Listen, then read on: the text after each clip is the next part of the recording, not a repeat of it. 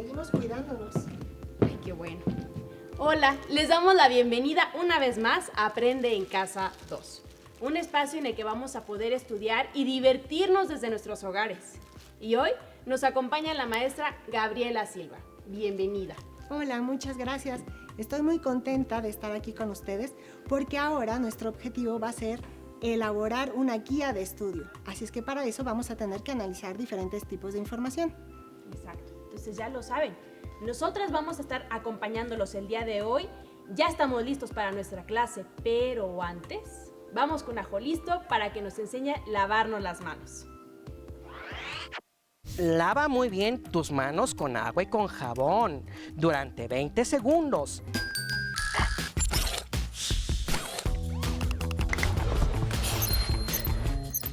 ¡Atención! ¡Atención! A continuación, información importante. Lavarnos las manos varias veces al día es importante para prevenir cualquier enfermedad. Sigue estos pasos para hacerlo correctamente. Moja tus manos. Usa suficiente jabón. Frota tus palmas una con la otra. Ahora, frota la palma de una de tus manos contra el dorso de la otra, entrelazando los dedos. Repite lo mismo con la otra mano. Frota los dedos. Ahora haz como que rasguñas la palma de tus manos para lavar tus uñas. Enjuaga tus manos con agua. Sécalas con una toalla. ¡Y listo! ¡Tus manos están limpias!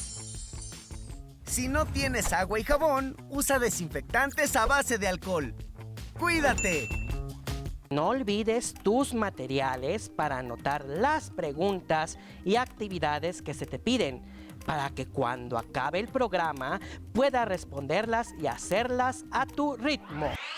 Ahora sí, ya tenemos las manos perfectamente bien limpias, pero falta un paso, el gel antibacterial.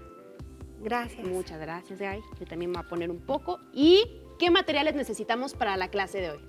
El día de hoy vas a necesitar tu libro de texto en las páginas 13 y 14, una libreta donde anotar y algo con que puedas escribir.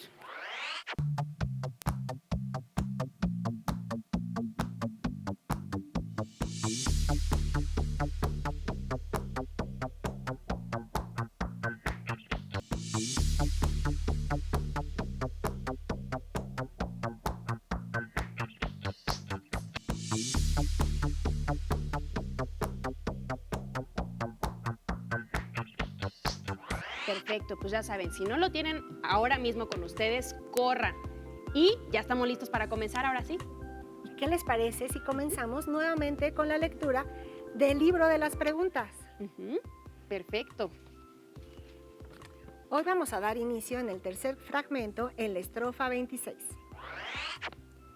Aquel solemne senador que me atribuía un castillo, ¿devoró ya con su sobrino la torta del asesinato?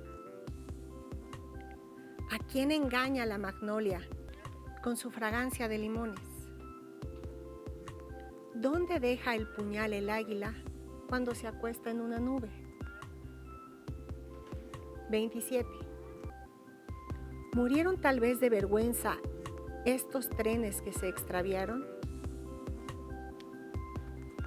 ¿Quién ha visto nunca el acibar? ¿Dónde se plantaron los ojos del camarada Paul Eluard? ¿Hay sitio para unas espinas?, le preguntaron al rosal. 28. ¿Por qué no recuerdan los viejos las deudas ni las quemaduras? ¿Era verdad aquel aroma de la doncella sorprendida? ¿Por qué los pobres no comprenden apenas dejan de ser pobres? ¿Dónde encontrar una campana que suene adentro de tus sueños? 29. ¿Qué distancia en metros redondos hay entre el sol y las naranjas? ¿Quién despierta a sol cuando duerme sobre su cama abrasadora? ¿Canta la tierra como un grillo entre la música celeste? ¿Verdad que es ancha la tristeza, delgada la melancolía? 30. Cuando escribió su libro azul, Rubén Darío no era verde, no era escarlata, Rimbaud Góngora de color violeta y Víctor Hugo tricolor y yo a listones amarillos. ¿Se juntan todos los recuerdos de los pobres de las aldeas? Y en una caja mineral guardaron sus sueños los ricos. 31. ¿A quién le puedo preguntar qué vine a hacer en este mundo? ¿Por qué me muevo sin querer? ¿Por qué no puedo estar inmóvil? ¿Por qué voy rodando sin ruedas, volando sin alas ni plumas? ¿Y qué me dio por transmigrar si viven en Chile mis huesos? 32. ¿Hay algo más tonto en la vida que llamarse Pablo Neruda? ¿Hay en el cielo de Colombia un coleccionista de nubes? ¿Por qué siempre se hacen en Londres los congresos de los paraguas? ¿Sangre color de amaranto tenía la reina de Saba? Cuando lloraba Baudelaire, ¿lloraba con lágrimas negras? 33. ¿Y por qué el sol es tan mal amigo del caminante en el desierto? ¿Y por qué el sol es tan simpático en el jardín del hospital? ¿Son pájaros o son peces en estas redes de la luna? ¿Fue a donde a mí me perdieron que logré por fin encontrarme? 34. Con las virtudes que olvidé, ¿me puedo hacer un traje nuevo? ¿Por qué los ríos mejores se fueron a correr en Francia? ¿Por qué no amanece en Bolivia desde la noche de Guevara y busca allí a los asesinos su corazón asesinado? ¿Tienen primero gusto a lágrimas las uvas negras del destierro? 35. ¿No será nuestra vida un túnel entre dos vagas claridades? ¿O no será una claridad entre dos triángulos oscuros? ¿O no será la vida un pez preparado para ser pájaro? ¿La muerte será de no ser o de sustancias peligrosas? 36. ¿No será la muerte por fin una cocina interminable? ¿Qué harán tus huesos disgregados? ¿Buscarán otra vez tu forma? ¿Se fundirá tu destrucción en otra voz y en otra luz? ¿Formarán parte de tus gusanos de perros o de mariposas? 37. ¿De tus cenizas nacerán checoslovacos o tortugas? ¿Tu boca besará claveles con otros labios venideros? ¿Pero sabes de dónde viene la muerte? ¿De arriba o de abajo? ¿De los microbios o los muros? ¿De las guerras o del invierno? Es impresionante todas las cosas que nos pone a pensar Neruda. En verdad las preguntas son muy interesantes. Los invito a que no se pierdan las siguientes clases porque vamos a darle continuidad a la lectura del libro de las preguntas. Perfecto. Y ya saben que si hay algo que ustedes no reconocen, no conocen, nombres que no les suenan, investíguenlo y van a poder disfrutar mucho más este libro y cualquier otro que estén leyendo. Muy bien, ahora retomemos un poquito esto de las preguntas, pero para elaborar nuestra guía de estudio. ¿Listo? Para eso tenemos unas preguntas que nos hicieron algunos de sus compañeros de sexto año. Una de ellas fue esta. Maestra, ¿qué preguntas son más fáciles de contestar? ¿Las abiertas o las cerradas? Sabes, si te preparas con anticipación y conoces alguna técnica de estudio, te será más sencillo contestar tus exámenes. En las preguntas cerradas, tu respuesta se limita a 2 o 3 o 4 opciones, pero eso podría pensarse que son más sencillas, pero siempre existe un grado de dificultad. ¿Recuerdas? Porque tú nos habías comentado que había distractores. Exacto. Y en las preguntas abiertas deberás redactar claramente tu respuesta. atendiendo específicamente a lo que se te solicita. A veces tenemos la impresión de que estos exámenes son más difíciles porque requieren de mayor tiempo para plasmar por escrito lo que conoces sobre el tema, pero esto no necesariamente es así. Para resolver ambos tipos de exámenes, te recomiendo que leas con atención cada pregunta y que no te apresures en responderlas. Vamos con otra pregunta. Nos dice, se me dificulta contestar exámenes con preguntas abiertas. ¿Cuál es una estrategia efectiva para resolverlos? Es importante leer bien cada pregunta. Analizar si te están pidiendo que tu respuesta, por ejemplo, describa, explique o detalle alguna causa o efecto. Las preguntas abiertas tienen como finalidad conocer cuánto aprendiste sobre un tema.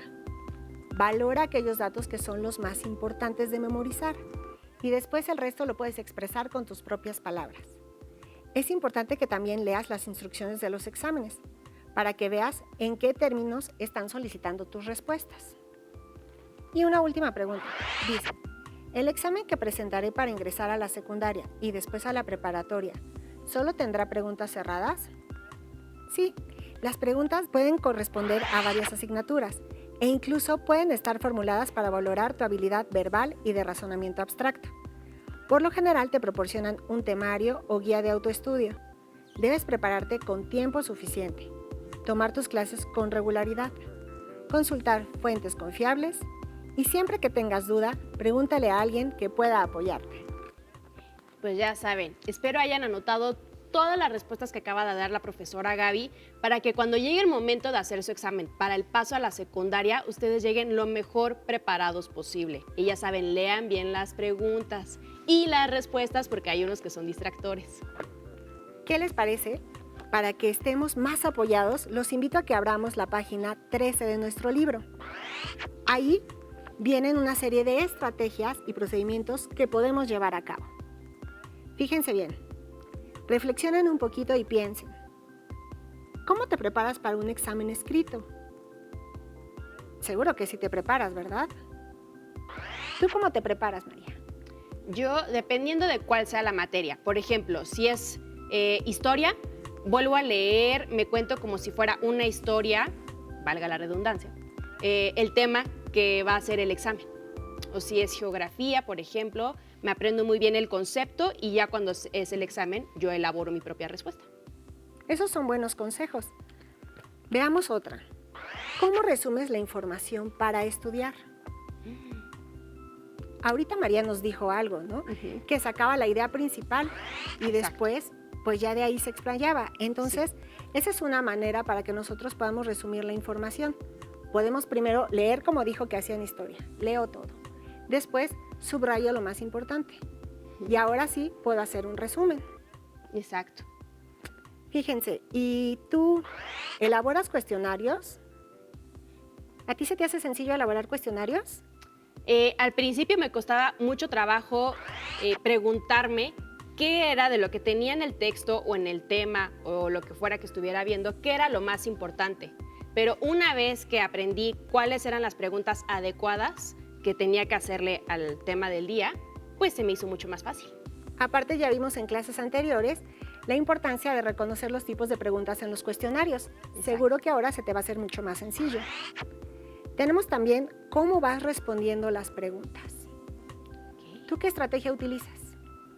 Pues después de que me formulé diferentes preguntas, me hacía algunas de preguntas abiertas y otras de preguntas cerradas. Entonces las de preguntas cerradas se me hacían más fácil porque sabía que tenía que llegar a un dato. Y las de preguntas abiertas pues me costaba un poquito más. Pero empezaba por lo más importante, sacar el concepto más importante y después lo desarrollaba. Fíjate que esta pregunta de cómo vas respondiendo las preguntas no tiene una respuesta específica, porque cada uno de nosotros va a buscar la estrategia adecuada para poder elegir si a ti se te hace más sencillo el contestar las que son de respuesta corta, de respuesta abierta. Bueno, esa es tu estrategia, pero a lo mejor alguien dice, prefiero mejor explayarme, dar mi opinión y primero irme con las preguntas abiertas. Entonces, eso recuerden que va a depender mucho de ustedes. Ok. Tenemos también cuáles respondes primero y cuáles después. Pues ahí, recuerda, es cuestión de cada uno, lo que se te haga más fácil. Eso sí, lee cuidadosamente y no dejes de contestar ninguna de las preguntas. Y por último, ¿cuál es la utilidad de tener una estrategia para la resolución de pruebas y exámenes? ¿Creen que realmente esto que estamos haciendo sea útil? ¿Tú qué opinas, María? A mí sí, porque llegué muchas veces a algunos exámenes, no los más importantes de final de bimestre, pero sí algunos parciales que llegué sin estudiar adecuadamente y la verdad es que me iba bastante mal. Entonces me empecé a preocupar, me empecé a preparar adecuadamente y entonces ya, todo fue felicidad y puro 10. Qué bueno. Fíjense bien, tenemos muchísimas más de estrategias en nuestro libro de texto. Si pasan ustedes a la página 14, encontraremos unas que son muy adecuadas. Fíjense bien, algunos especialistas en evaluación recomiendan considerar lo siguiente al resolver un examen. Presta mucha atención y si puedes, toma nota en casa. 1. Leer con cuidado las indicaciones y las preguntas. Okay. 2. Responder primero las preguntas que se consideran las más sencillas. Recuerda que esa puede ser una estrategia. 3. En las preguntas cerradas, descartar primero las respuestas incorrectas o que no corresponden a lo que se te pide, aquellos distractores que mencionábamos. Exacto. 4. En las preguntas abiertas, reflexionar antes de escribir. Muy Recuerden, bien. eso es muy importante y fijarse exactamente en lo que nos están preguntando. 5. Reservar un momento al final para hacer una revisión a la prueba o al examen. No vaya a ser que alguna de las que hayas decidido dejar al final, después olvides contestarla. Entonces, si te da tiempo, haz una lectura para que no quede ninguna sin resolver. Y por último, asegurarse de haber respondido el total de las preguntas. ¿Ya lo ven cómo es tan importante? Exacto. Yo sobre todo hago un hincapié en leer nuevamente todas las respuestas que hemos hecho. A mí ya me pasó una vez que en el examen de opciones múltiple rellené mal los Alvéolos. circulitos, los alvéolos, los rellené mal. Y entonces cuando entregué mi examen, pues me quedé a puntitos de ¿Ven? entrar a una escuela. Sí, no echen en vano esto que estamos diciendo porque son estrategias muy útiles. Y también el hecho de elaborar guías de autoestudio. Para esto, los invito a que veamos este esquema donde ya tenemos elaborado un concepto de guías de autoestudio y algunos tipos de estas. Fíjense bien, aquí tenemos que las guías de autoestudio son métodos o estrategias de estudio mediante los cuales se organiza la información relacionada con los temas de estudio, con el propósito de mejorar la comprensión de los mismos. Si se dan cuenta, tenemos una columna de los tipos de guías de estudio que existen, algunas de sus características y por último veremos unos ejemplos. Veamos el tipo de guía de estudio correspondiente a cuadro sinóptico, diagrama o esquema y mapa conceptual. Algunas de sus características es que se les conocen con otros nombres como mapa sinóptico, diagrama o esquema de llaves. Es una representación gráfica de ideas y conceptos que se relacionan entre sí. En las sesiones anteriores te habían proyectado esquemas con tablas, esquemas con flechas. Aquí tenemos un ejemplo de con llaves. Tenemos métodos de estudio que se subdividen en cuadro sinóptico, esquema, resumen y cuestionario. Y los cuestionarios, recuerdas que a su vez se dividían en preguntas cerradas y preguntas abiertas. Bien, vayamos con otro tipo de guía de estudio. Ok. Los resúmenes. El resumen tiene como característica que es un escrito que sintetiza las ideas principales de un tema o de un texto. Aquí tenemos un pequeño resumen. Digamos que si estamos hablando de muchos signos de puntuación, acá resumimos si nos dicen cuál sería el que utilizamos para las preguntas. Bueno, resumimos y decimos, los signos de interrogación son signos ortográficos que utilizamos para realizar preguntas. Se escriben al inicio y al final de los enunciados interrogativos y se encargan de dar el sentido de incertidumbre o duda de forma directa. Y recuerdan también lo que habíamos mencionado, cuando las palabras qué, quién, cuál, dónde, cuándo o cómo cumplen una función interrogativa o exclamativa, siempre se acentúan. Vámonos con otro tipo de guía de autoestudio y que también ya habíamos estado repasando en clases anteriores, como es el cuestionario. El cuestionario ya sabemos que consiste en una serie de preguntas orales o escritas que nos permiten conocer las opiniones, el nivel de conocimiento, aptitudes y o capacidades de las personas. Y tenemos también un ejemplo. Recuerden, preguntas abiertas. ¿Cómo te sientes? Perfectamente bien. Y recuerda que en casa puedes tener otra respuesta. Otra, ¿cuál es tu pasatiempo favorito y por qué? Ver películas porque siento que me transporto a otros lugares. Muy bien, ahora vayamos con una pregunta cerrada. ¿Cuál es la capital de México? Ciudad de México. Perfecto. Y una última, ¿cómo se llaman los signos que utilizamos al hacer preguntas? Signos de interrogación. Exactamente. No te pierdas las siguientes clases porque en cada una de ellas vamos a estar analizando más a detalle cada uno de estos tipos de guías de estudio. Pero para eso, te quiero invitar a que veamos el video de un especialista. Hola, ¿cómo estás? Es un placer tenerte de vuelta aquí en Aprende en Casa 2.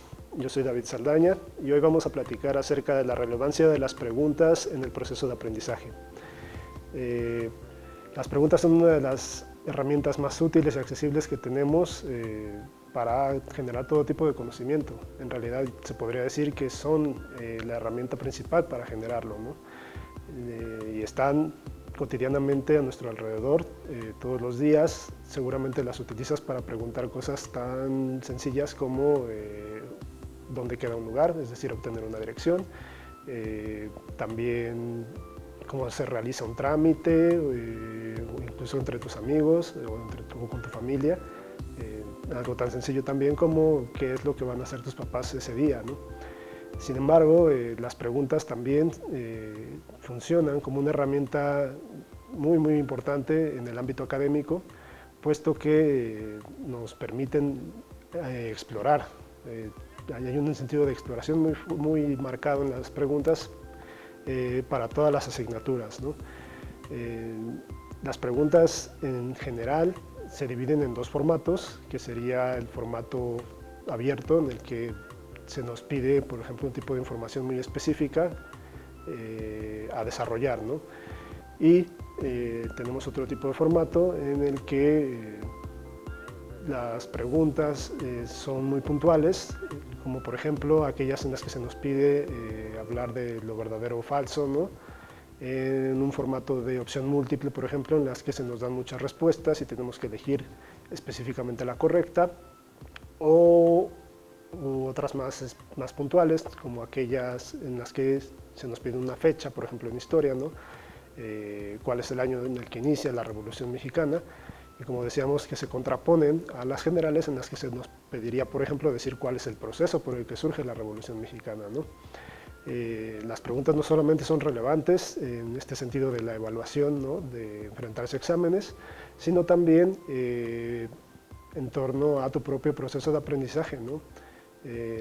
Preguntas como qué, cuándo, cómo y dónde te ayudan a explorar el significado de los textos, incluso el sentido de las palabras que quizás todavía no entiendes, y también nos permiten articular o hacer una red más compleja de conocimientos, ¿no? Incluso combinando las preguntas entre qué, cómo, cuándo, o por qué y cuándo, ¿no? Hacia un sentido global de los textos que estás leyendo.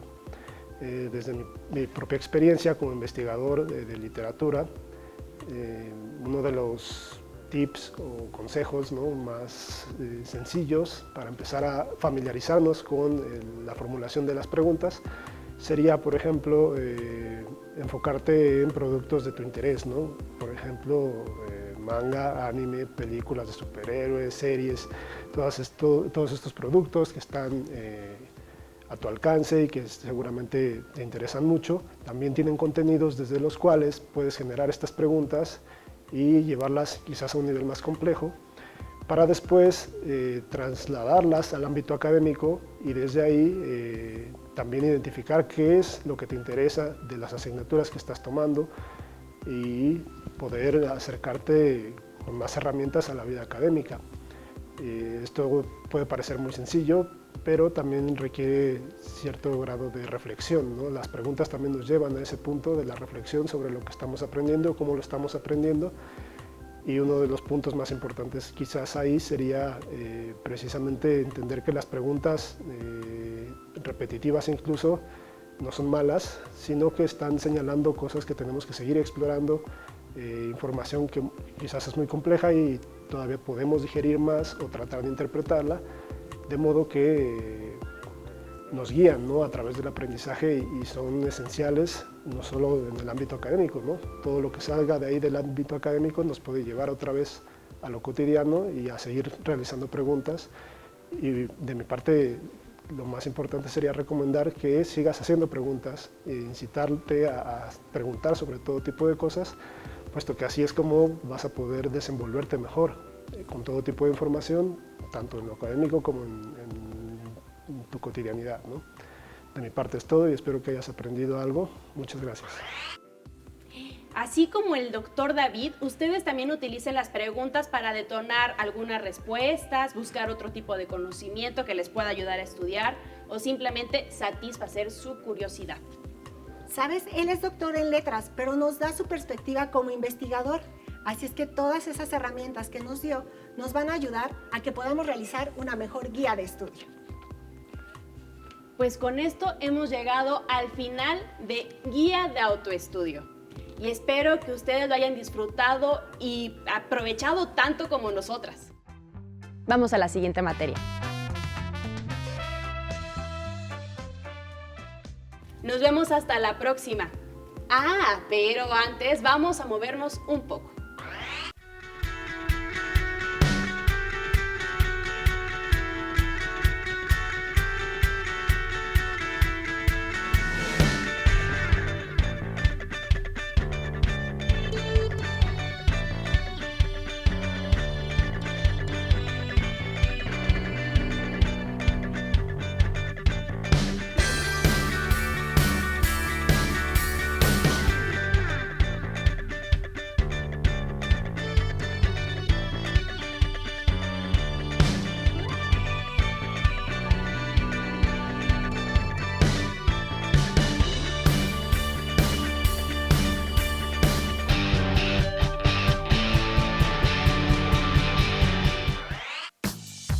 Si necesitas ayuda para resolver tus dudas, contáctanos.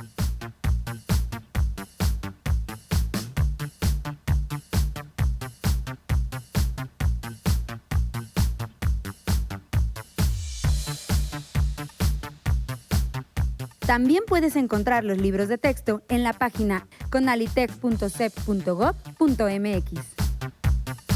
Si quieres volver a ver los programas de Aprende en Casa, los puedes encontrar en la siguiente liga: aprendeencasa.cep.gov.mx. Te enseñaremos cómo armar un cubrebocas con ayuda de un adulto. Necesitarás un plumón o una pluma, una playera de algodón que ya no uses, una regla y tijeras.